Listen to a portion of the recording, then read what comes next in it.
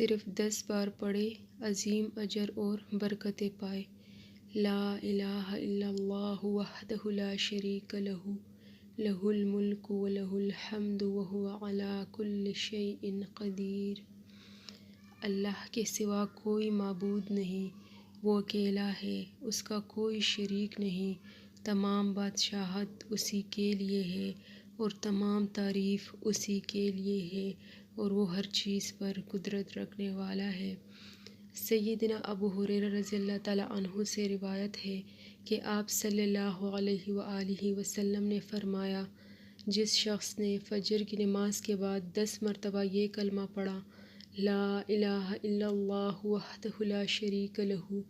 لہ الملک ولہ الحمد وہو علی کل شیء قدیر،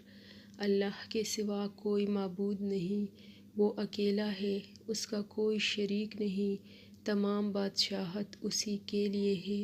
اور تمام تعریف اسی کے لیے ہے اور وہ ہر چیز پر قدرت رکھنے والا ہے، تو اللہ رب العزت اس کے لیے 10 نیکیاں لکھے گا، 10 برائیاں معاف کرے گا، اس کے 10 درجے بلند کرے گا، اور ان کلمات کا ثواب اسماعیل علیہ السلام کی اولاد میں سے 2 غلام آزاد کرنے کے برابر ہوگا۔ اگر شام کو بھی اسی طرح پڑھے گا تو یہی اجر و ثواب ملے گا،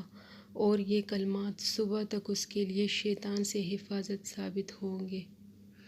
تو بہت چھوٹی سی دعا ہے، 5 منٹ بھی نہیں لگتے 10 بار پڑھنے میں، اور اجر اس کا بہت زیادہ ہے۔ تو صبح کی نماز کے بعد کوشش کرے بہت زیادہ کہ یہ دعا پڑھ لے۔